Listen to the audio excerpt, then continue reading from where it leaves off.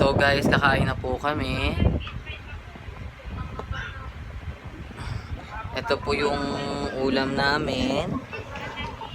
Hotdog at saka dila-dila.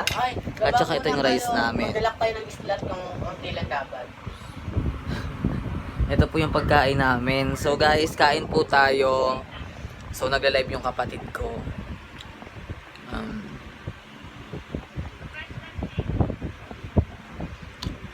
Kaya tayo guys. Shh, kuya. That's it na.